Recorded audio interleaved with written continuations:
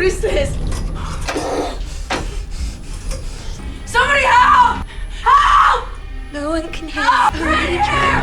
Help! In the quiet waters off Australia's coast, two tourists stumble upon a boat anchored all by itself. The name Tucker's Experience is painted across the side. Greg, a chilled-out Canadian, and Heather, a friendly Englishwoman, barely know each other. But when they heard about a shark tour promising close encounters, they acted on impulse and decided to check it out. They didn't book ahead, and now that they've arrived, the boat is completely empty. From a nearby vessel, an old man tries to spook them with wild stories about tourists getting attacked by sharks and how the tour doesn't always end the way people expect. Heather laughs it off. Greg plays it cool. Neither wants to show fear. Then the old man calls to someone approaching.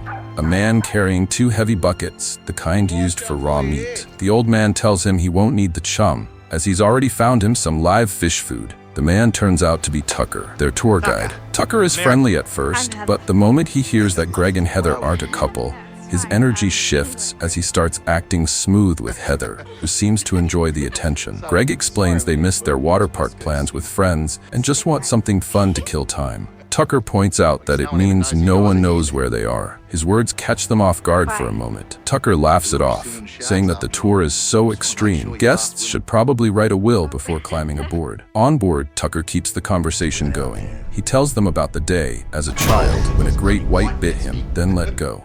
He shows them a faded newspaper clipping and lifts his shirt to reveal a massive scar across his side. When Heather asks who was watching him, his playful tone vanishes as he replies that he was always alone. The moment arrives as Tucker throws chum into the water to attract sharks.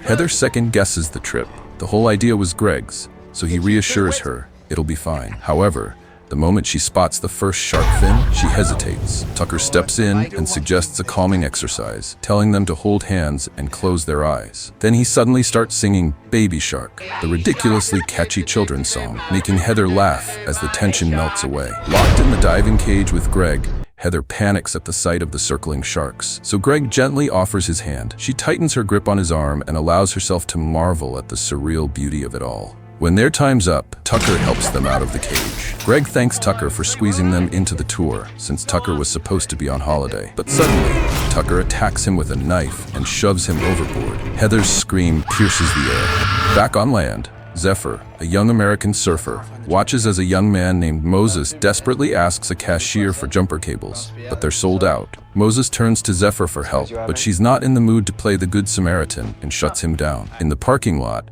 Zephr empties her cheap drink in the trash, then pulls out the stolen ice cream she had perfectly hidden in the Slurpee. As she makes her way to her car, Moses appears. He threatens to rat her out to the store owner unless she helps him with the jumper cables. When she refuses, he drops the act and explains he's been walking for miles under the burning sun, asking strangers for help without luck. He makes it clear he just needs a ride back to his broken-down car. Zephr agrees. Moses breaks the silence in the car, asking if Zephr prefers the window or aisle seat. He casually mentions that window seat people tend to be more reserved. She side-eyes him, asking if he's recruiting for a cult, especially with how formally he's dressed.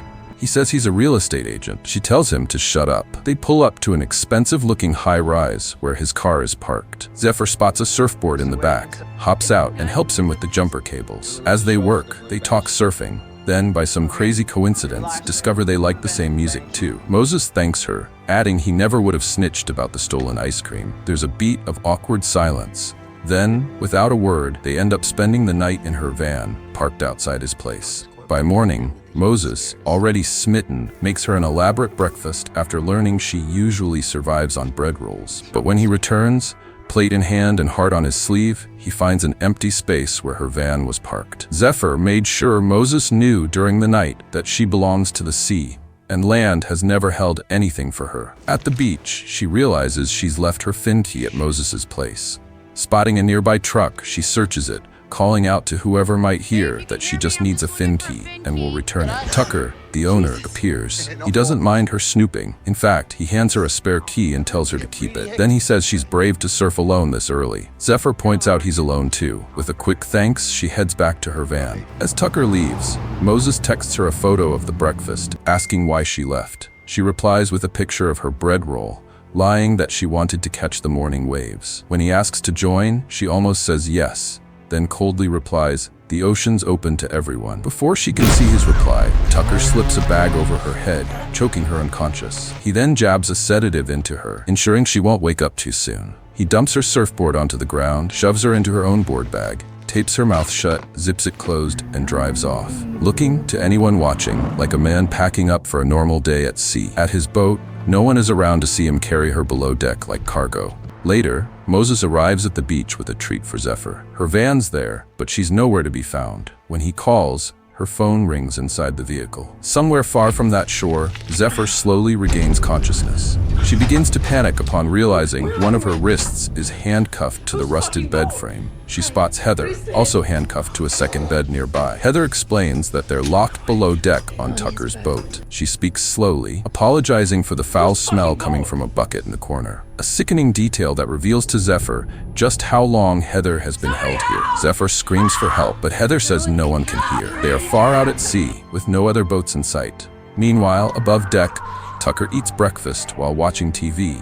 Whatever plays on the screen remains unseen, but the chilling screams of a woman fill the air. And the most disturbing part? He leans in with a twisted smile, enjoying every second. Below, Zephr tells Heather to find something sharp, anything, to pick the lock. As they search, she discovers a name scratched into the wall, proof that another girl had been trapped here before them, and judging by the fact that Tucker remains free, she never made it out alive. Above, Tucker spends time fishing without a care. Below, Zephr desperately kicks the bed frame, but it won't budge. Hoping someone will report them missing, Zephr asks if anyone might be looking for Heather. Heather says there was one person who would have searched for her, but she stops there, unable to say out loud that Tucker killed him. Heather throws the question back. Zephr admits no one would come looking, but she's wrong. After work, Moses returns to the beach and spots Zephr's van being towed. Realizing something's wrong, since it's her only home, he rushes to the nearest police station to file a missing person report. The officer points out that it's not unusual for nomadic surfers like Zephr to disappear for days or get into trouble on the beach, but Moses insists this isn't like her. The officer reluctantly agrees to file the report, but when he asks for Zephyr's last name, Moses comes up short. He'd only known her for a few hours and hadn't bothered to ask. On the boat, as Zephr keeps kicking the metal bed frame, Heather regrets ignoring her mother's warnings about the dangers of traveling alone. Her mother had wanted law school, a house nearby, a safe life. Heather had always obeyed her, but the one time she didn't, it went horribly wrong. Zephr tries to comfort her, saying that when they escape, Heather should tell her mother she needs to live her own life. Keeping the conversation going, Heather asks why Zephr came to Australia. Zephr reveals she grew up in foster homes and just wanted to get as far away as possible. Heather wonders if juvie is where Zephr learned to pick locks. Zephr admits that all she really learned back then was how to sleep with one eye open and how to tell really bad jokes. When Heather asks for a joke, Zephr delivers one so terrible it makes Heather laugh hard, allowing Zephr to spot the underwire in Heather's bikini top. Heather doesn't hesitate when Zephr tells her to toss it over. However, before she succeeds in picking the lock, she hears Tucker's footsteps approaching and hides the wire. Tucker walks in, offering Heather bread. Clutching her blanket, Heather refuses, not wanting Tucker to notice she's topless. He offers water instead. Unable to refuse, she drinks. Zephr quickly distracts Tucker when he nearly notices, demanding food in a commanding tone. Tucker takes the bait. He sits beside Zephr and tells her a story about the scarlet kingsnake, a harmless snake that mimics the deadly coral snake to survive. He warns Zephr to stop pretending to be the predator, because on this boat, he is the coral snake. As soon as Tucker leaves, Zephr tosses the bikini back to Heather and resumes work. But the water was drugged, and Heather suddenly collapses. Not long after, the wire slips from Zephr's fingers as she, too, crashes to the floor. Tucker returns with a harness. He picks up the wire and watches as Zephyr's eyes finally close. Zephr wakes up to a whole new nightmare. She's handcuffed to a chair on the deck while Heather lies unconscious on the floor, strapped into the harness. As Tucker sets up a video camera, he talks about how people look to the sky for God, not realizing sharks are Earth's true God. He reveals he has been watching Zephr surf and became fascinated by how alive she looked.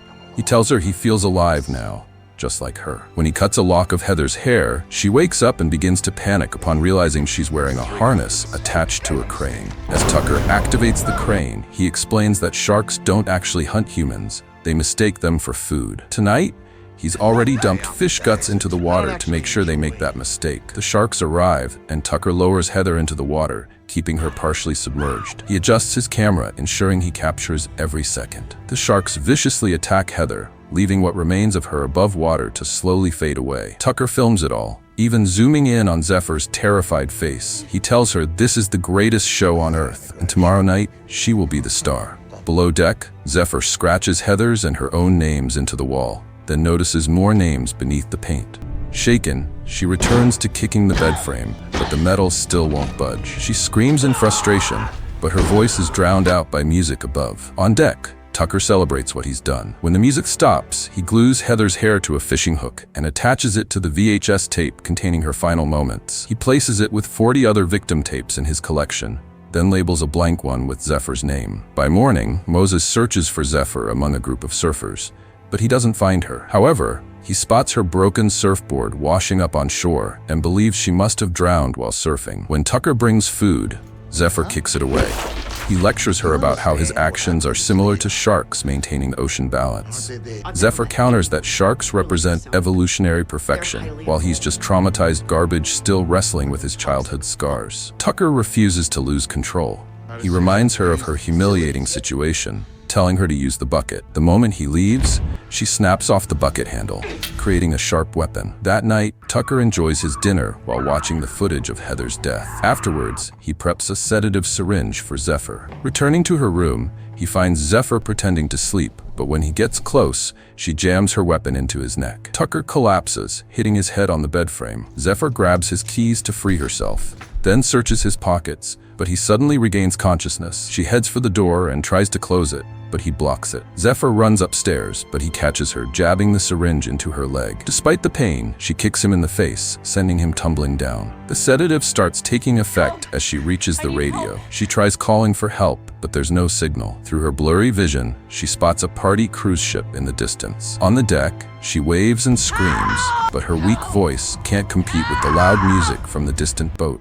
Tucker reappears and sees her grab his precious camera tripod. Realizing she's too weak to fight, she throws his camera overboard and jumps after it, but the sedative kicks in and she passes out. Tucker easily uses a hook to bring her back aboard before she sinks. The next morning, following Moses' lead, authorities search for Zephyr by air and sea, but find nothing. Moses watches from the shore, frustrated. He checks surf cam footage and spots a truck speeding away right after Zephyr arrived. Zooming in, he reads the truck's logo, Tucker's Experience. After finding the business's contact online, Moses calls, but no one answers. Since it's just a short drive away, he decides to go there. At the same time, Tucker returns to buy another video camera. Dave is surprised to see him back so soon and tries to give him phone numbers of wealthy clients who indicated interest in the tour. But Tucker walks away, focused only on replacing his camera. While Tucker shops, Moses boards the empty boat. Hearing faint cries below deck, he decides to investigate. Meanwhile, Tucker buys the camera but gets stuck in traffic only a few blocks away. Sitting in his truck, his eyes lock on a lone female tourist near the dock, his next potential victim. Back on the boat, Moses breaks in with a hook and follows the noise as it grows louder until he finds Zephyr. Removing the tape from her mouth, she tells him to find something to pick the lock and call the police. Moses dials while rushing upstairs to search, but Tucker tackles him to the floor, and the two men fight. Eventually, Tucker gains the upper hand and corners Moses, but Moses grabs a nearby shopping bag and slams the weighted contents into Tucker's temple. Moses tries to choke him out, but Dave swings a paddle, knocking Moses out cold, thinking he's an intruder. Hearing Zephyr's screams, Dave hesitates. He turns to Tucker for answers, but Tucker drives the hook straight into his head. The boat falls silent again. Tucker checks that no one nearby heard. After securing them below, he studies the fuel gauge. It's not enough for a long trip, so he chooses a secluded spot just offshore, somewhere no one will hear them scream. Moses wakes up and apologizes for failing to save her. Zephyr tells him he almost made it. Then the boat suddenly stops, and Zephyr begins to panic. Moses tries distracting her by asking why she really left. She tells him to let it go, that she's better off on her own. When Moses presses, she snaps that he doesn't know her. But Moses says even in the short time they spent together, he's seen more of her than she thinks. Like the way she devours bread rolls as if she's training for a world record. How she's warm and funny and full of life, even if the world hasn't been all that kind to her. She nearly softens until Tucker arrives with a harness and a syringe, announcing that It is feeding time. Zephr wakes up cuffed to the viewing chair, while Moses sits on the floor strapped to the crane. A few feet away, what's left of Dave has been diced and dumped on the floor like fish bait. Zephr tries to reason with Tucker that killing Moses is a bad idea because he isn't a tourist. He's from a wealthy family, and they will never stop searching for him. But Tucker ignores her and lifts him over circling sharks. When Zephr offers to take Moses' place, Tucker mocks their love story. He tells them he is more of a horror story enthusiast and lowers him into the water with the circling bull sharks, then grabs his camera. Following Zephyr's advice, Moses stays still and the sharks swim away. Tucker hauls Moses back up, only to stab him in the stomach. As his blood drips into the water, the sharks come back ready to feed. However, the lifeguard helicopter searching for Zephr approaches in the distance, forcing Tucker to abort and return his prisoners to the storage room to wait until the coast is clear. Seeing Moses bleeding out and barely conscious, Zephr starts dislocating her thumb. But just as the bone cracks, Tucker walks in with food and water. Zephr hides her pain while Tucker praises her shark-like toughness, mocking Moses' weakness. The moment Tucker leaves, Zephr realizes the broken thumb won't slip free. So she sinks her teeth into her thumb, tearing through skin and bone until it separates from her hand. Tucker returns with a sedative but finds only Zephyr's severed finger. Zephr slips out from behind the door and locks him in. She races to the cabin and tries to start the boat, but Tucker breaks out through an emergency hatch and kills the power. Through the window, she sees they're anchored near an island where a party is happening. She grabs a flare gun, but Tucker appears behind her, so she fires the flare at him instead. She escapes into the kitchen and tries to slip through the kitchen hatch, but Tucker grabs her legs and pulls her down. Zephr grabs a frying pan and knife, stabs his hand with the knife, and smashes the pan against his head, creating just enough time to dive into the sea and swim for the island. Tucker reaches the deck too late to use his harpoon, so he jumps into a speedboat to chase her. Just before she reaches safety, he grabs her and covers her mouth until everything goes dark. There's loud music playing from the beach party, and no one is close enough to see this happen. Moments later, Moses wakes up to see Zephr hanging from the crane. Tucker lectures them on why fishermen find marlins exciting to catch. He explains that marlins are known for putting up a fight, but once the hook is in, no matter how hard they struggle, they're already done for. For the fish, it's life or death. For the fishermen, it's just a game. At that moment, a massive great white appears, and Tucker excitedly lowers Zephr into the water and grabs his camera, but it only circles away. When a bull shark approaches, Tucker tries to scare it off with a hook, but the hook falls into the water. Zephr grabs the hook to defend herself, but the bull shark disappears beneath the surface, so she uses it to pull herself up the crane. Tucker films her struggle, thrilled by her desperate fight. Just as the great white reappears, Tucker startles Zephr, and she falls into the water as the rope snaps. Underwater, she stays perfectly still while hiding her bleeding hand as the great white passes by. Zephr notices a scar on the shark's side, proof it has been previously injured by a human, likely by Tucker. While Tucker scans the water for Zephr or the great white shark, Zephr quietly climbs back onto his boat and grabs a harpoon. She signals Moses to stay quiet as she creeps toward Tucker. Tucker senses movement and turns, taking the harpoon to the gut. He falls into the water and immediately starts struggling to swim back to the boat. Zephr stands at the edge of the boat, ready to block his return. However, Tucker is pulled backward, and before he can figure out what pulled him, the great white shark leaps from the water and grabs him on the same side where he was bitten as a child. Tucker resurfaces one last time, giving his own camera a final close-up of his last moment. As the shark drags him away, the harpoon line wraps around Zephyr's ankle, yanking her overboard. Moses screams helplessly from the chair before passing out from blood loss. Luckily, the harpoon is attached to Tucker's upper body,